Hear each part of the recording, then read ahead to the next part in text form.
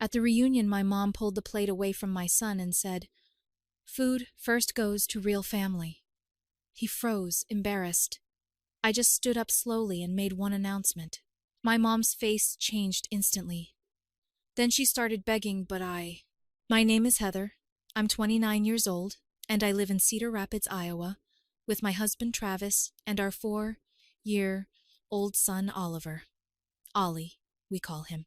And I need to tell you what happened at my mother's family reunion this past July because, honestly, I still get angry thinking about it. My own mother pulled a plate of food away from my child's hands in front of everyone and told him he wasn't real family.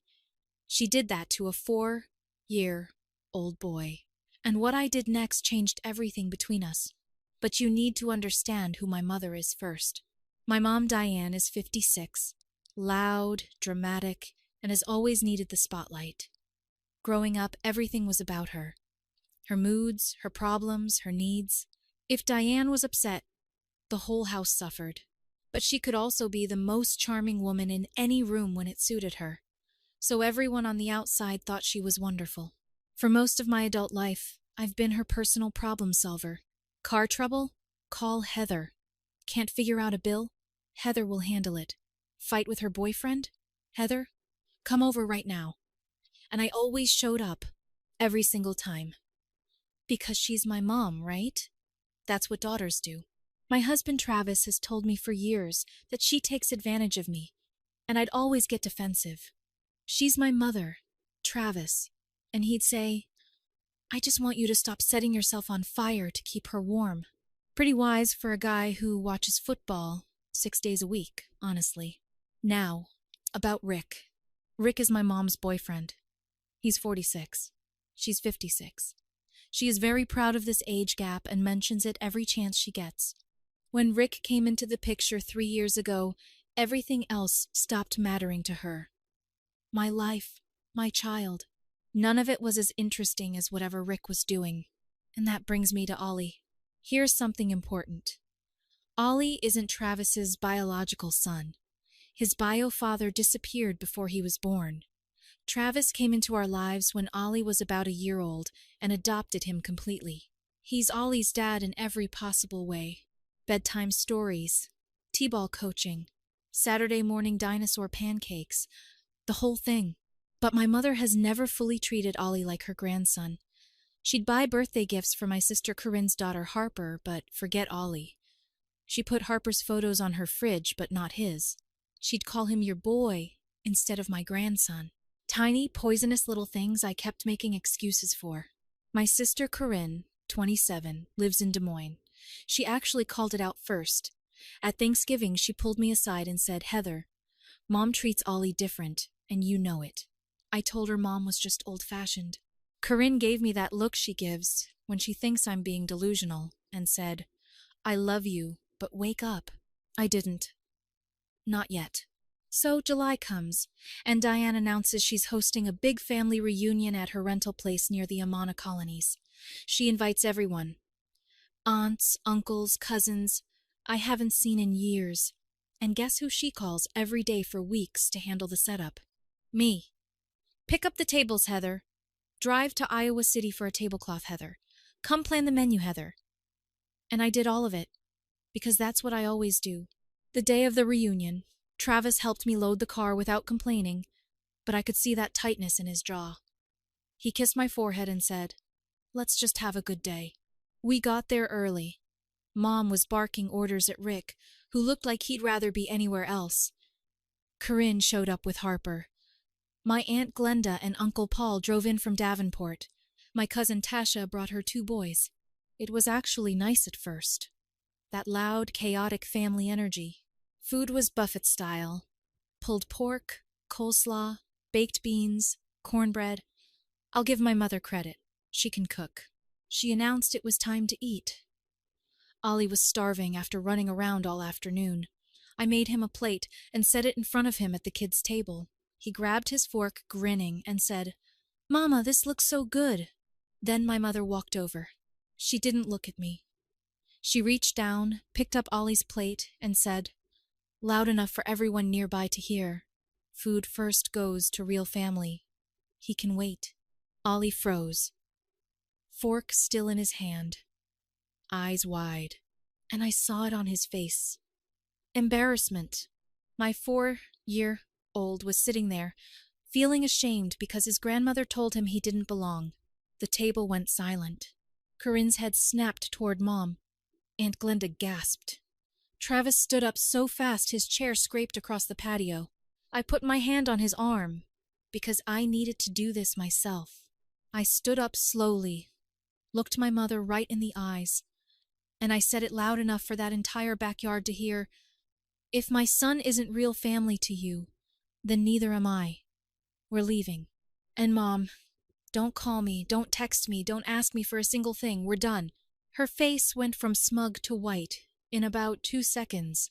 She genuinely didn't expect me to say anything, because I never had. Not once in 29 years. She started stammering. "Heather, I didn't mean you're overreacting." "My son is sitting here thinking he did something wrong," I said. "The only person who did something wrong is you." I picked Ollie up, grabbed our bag, and walked to the car. Travis already had the door open. Corinne caught me in the driveway, squeezed my hand, and said, "I'm so proud of you. Call me tonight." I nodded, because if I spoke, I was going to completely fall apart. Ollie fell asleep on the drive home. Travis held my hand, and after a long silence said, "You did the right thing, Stace." I cried the whole way. "Now, you think she called to apologize that night?" "Go ahead, guess." She texted me. "You embarrassed me in front of the entire family." "I hope you're satisfied." My child was humiliated in front of 30 people, and Diane was worried about her image. That tells you everything about my mother. But here's the thing. What happened after I stopped answering her calls, stopped fixing her problems, stopped showing up? Her whole life started falling apart in ways she never expected. And honestly, I didn't feel bad about it. So after the reunion, I went completely silent on my mother. No calls, no texts, no visits. For the first time in 29 years, Diane did not have access to me. And honestly, it felt terrifying and freeing at the same time. The first few days, she blew up my phone. Texts, missed calls, a voicemail where she said, "Heather, you're being ridiculous and you need to grow up." Grow up? She humiliates a 4-year-old. And I need to grow up? The irony was so thick you could spread it on toast. I didn't respond to any of it. Travis offered to block her number for me, but I said no. I wanted to see every message. I needed the reminders to keep my spine straight. Does that sound petty? Maybe. But it worked. Corinne called me a couple days later and said the reunion basically fell apart after we left. People were whispering. Aunt Glenda was furious. And Mom spent the rest of the evening pretending nothing happened. My Uncle Paul apparently told her at the end of the night, "That was ugly, Diane. Real ugly." And she just waved him off. Everyone's so sensitive these days. Classic Diane. Now here's where things started getting interesting. You remember how I said I was basically her personal life manager? Well, when you remove the person holding everything together, things collapse fast. About a week later, Mom had a fender bender and needed to file an insurance claim. Normally, she'd call me and I'd handle the whole thing. This time, she was on her own. She called Corinne instead, and Corinne said, "Mom, I don't know how. Heather always did that. Figure it out." I laughed out loud when she told me. "I'm sorry, but it was funny." Then came the Rick situation. And this is where it gets unexpected. Diane had been planning a big cruise to the Bahamas with Rick, bragging about it for months, but she hadn't actually booked it yet because she'd been waiting for me to find the best deal. She barely knows how to use her email, let alone compare travel sites. So she tries to do it herself, books the wrong dates, October instead of November, doesn't read the cancellation policy, and by the time she realizes it, the whole thing is non-refundable. Over $2,000 gone. Do you think I felt bad? Not even a little. But here's what I didn't see coming. Rick got upset about the money. Not loud upset, cold upset. The kind where someone goes quiet, and you know something shifted. Corinne heard through Aunt Glenda that Rick told Diane, You can't even book a trip without your daughter doing it for you. And Diane lost it on him. Screaming, crying, full performance, because that's what she does when someone holds up a mirror, she smashes it. They didn't break up, but things got tense. Rick started staying at his own apartment more, and naturally Diane blamed me. She texted me, which I still didn't answer. Because of your little tantrum, Rick and I are having problems. Me tantrum? She humiliated my child. And it's my tantrum. The woman could win a gold medal in mental gymnastics. Meanwhile, my life was peaceful. Genuinely, shockingly peaceful. I spent my evenings with Travis and Ollie instead of managing Diane's latest crisis. Travis and I started having date nights again. Our neighbor Wanda would watch Ollie, and we'd go to dinner like normal people.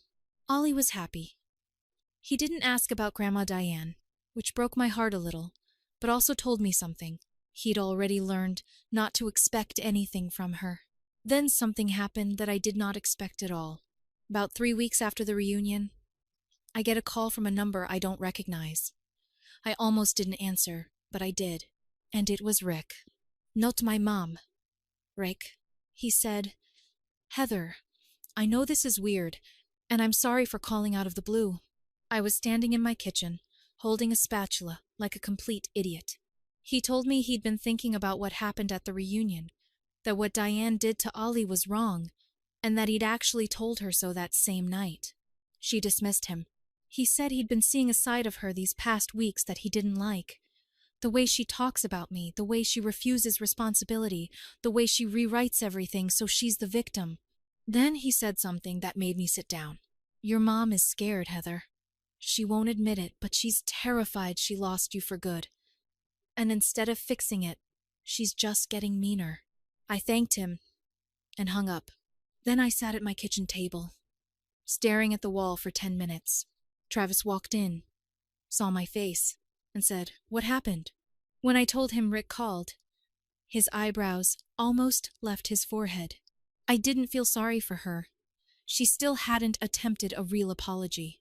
But hearing that, she was scared, stuck with me. Not because it changed anything, but because it reminded me that underneath all the drama, there's still a person who'd apparently rather burn every bridge than admit she was wrong. Around the same time, Aunt Glenda decided to step in. Glenda is my mom's older sister, and the one person Diane will actually listen to. She drove up from Davenport, sat Mom down, and told her flat out, "You were wrong, and if you don't apologize to Heather and that boy, you will lose your daughter for good." My mom's response? Why is everyone ganging up on me? Ganging up? Because multiple people told her the truth. You really cannot make this stuff up. But Glenda didn't back down. And Corinne told me that after Glenda left, Mom cried. Not her usual performance crying. Real crying. Alone in her kitchen at midnight with nobody watching. I didn't know if that meant anything. Tears don't erase what she said to my son. But something was cracking. And then, Ollie did something that completely changed how I was thinking about everything. Something so small and so innocent that it absolutely wrecked me. So one night, about a month after the reunion, I was putting Ollie to bed. We'd done the whole routine. Bath, pajamas, teeth, Travis's dinosaur story, and I was tucking him in. He was almost asleep when he grabbed my hand and said, "Mama, is Grandma Diane mad at me because I'm not good enough?" And I can't even describe what that felt like. Like someone reached into my chest and squeezed. My 4-year-old son thought he wasn't good enough because of something a grown woman said to him over a plate of pulled pork. I held his face and told him, "Baby, you are the best thing in this entire world. Grandma was wrong. That had nothing to do with you." He nodded and closed his eyes, and I walked out of his room and just crumbled in the hallway. Travis found me sitting on the floor crying, and he didn't say anything. He just sat down next to me. That was the moment I realized this wasn't just about me and my mother anymore. This was about protecting my son. And I decided right then, Diane doesn't get access to him again until she earns it. Really earns it. Not a half-hearted, Sorry you took it the wrong way apology. A real one. The next couple weeks, things kept unraveling for my mom. The tension with Rick got worse. Corinne told me they had a huge blow-up because Diane wanted him to take her side about the whole reunion situation, and Rick refused. He told her, "I'm not going to agree with you just because you want me to. What you did was wrong." And apparently, that was the beginning of the end for them. Rick didn't officially break up with her, but he pulled way back. Stopped coming over. Stopped answering every call. Basically, he did to Diane what I was doing. He withdrew. And my mother was spiraling. Without me managing her life, and without Rick giving her constant attention, she didn't know what to do with herself. Corinne said Mom started calling her more, trying to make Corinne into the new me. But Corinne and I love her for this. Shut that down immediately. She said, "Mom, I'm not Heather. I'm not going to be your therapist and your secretary. Get it together." Do you think Diane appreciated the honesty? Of course not. She told Corinne she was just as ungrateful as me. So now she'd managed to push away both her daughters. Real smart, Mom. Aunt Glenda called me around this time.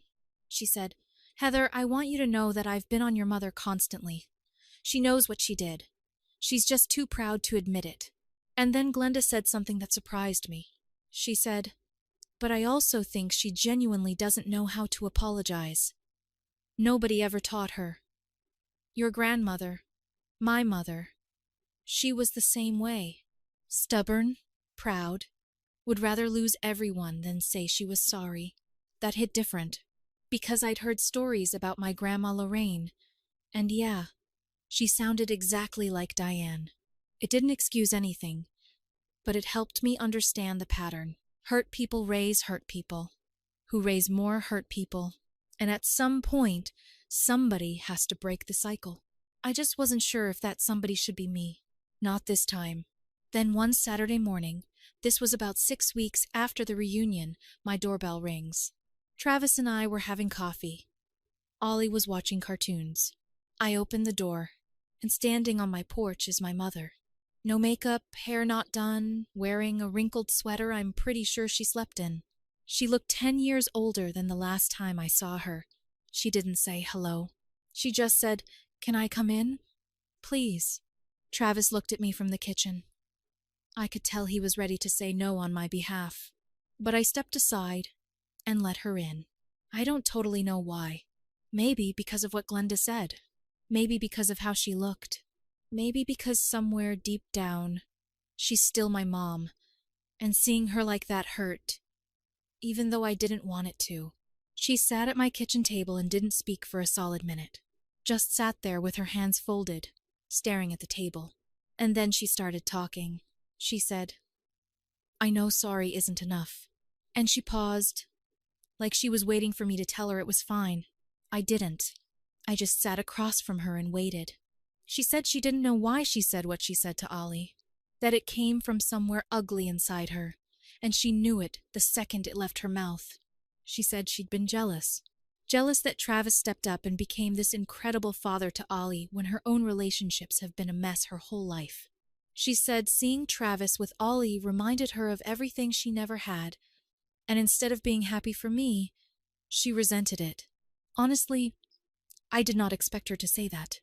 I expected excuses, deflection, the usual Diane playbook. But this was different. She was sitting in my kitchen, looking like she hadn't slept in a week, admitting she was jealous of her own daughter's happiness.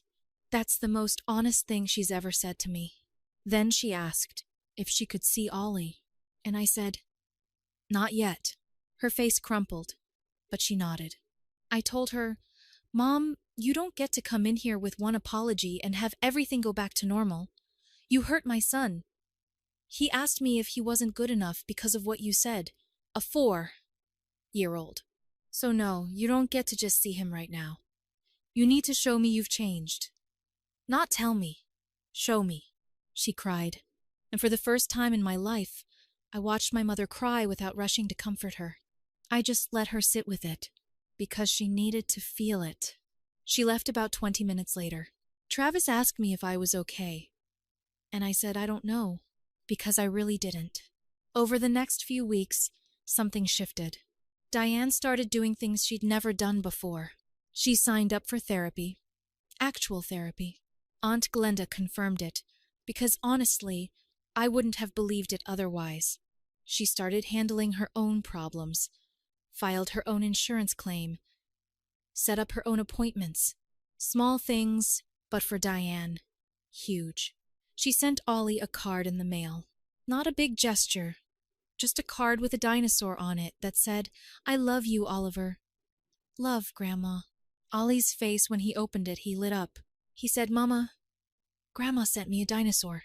And I smiled, even though I was fighting back tears. She sent me a text a few days later. It wasn't long. It said, "I'm working on myself. I know I have a lot to fix. I'm not asking for anything. I just want you to know. I'm trying." I didn't respond right away. I sat with it for 2 days. And then I wrote back, "I see that. Keep going." 3 words, but I meant them. Rick, by the way, they did break up. It was apparently mutual. Corinne said Diane actually handled it better than anyone expected. She told Rick, "I need to figure out who I am without someone next to me," which honestly might be the most mature thing my mother has ever said. About 2 months after the reunion, I agreed to let Diane see Ollie. Not alone. Travis and I were there. We met at a park. And when Ollie saw her, he ran over and hugged her legs, and she dropped to her knees and held him so tight. She whispered something in his ear. And later I asked him what Grandma said. He told me she said, "I'm her real family, and she's sorry." I'm not going to pretend I didn't cry. I absolutely did. Things aren't perfect. I want to be honest about that. My mother and I are not back to where we were. And honestly, I don't want to go back to where we were. Where we were wasn't healthy. I was her crutch, and she was my obligation. What we're building now is something different. Something with actual boundaries. She doesn't call me to fix her problems anymore. She calls me to talk, to ask about Ollie, to tell me about her therapy sessions, which she's actually sticking with. Is she still Diane? Of course she is. She still says things without thinking sometimes. She still makes everything a little more dramatic than it needs to be. But she's trying, and she's doing it for real, not for show. Travis told me the other day, "I never thought I'd say this, but I think your mom is actually growing up." And I laughed. Because he's right. At 56, Diane is finally growing up. Me, I learned that loving someone doesn't mean carrying them. It means standing firm enough that they have to learn to carry themselves. I spent 29 years thinking I was being a good daughter by sacrificing everything for my mother. But the most loving thing I ever did for her was walk away from that table and make her face herself. Ollie's doing great, by the way. He's starting kindergarten in the fall, and last week he told me his favorite person is Daddy Travis, then you, then Grandma, then dinosaurs. So Diane made the list, right above dinosaurs. I'd say that's a solid comeback.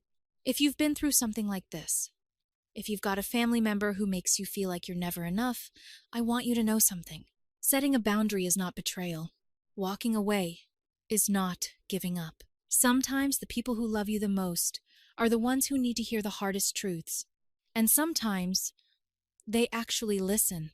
Thank you so much for sticking with me through this whole story.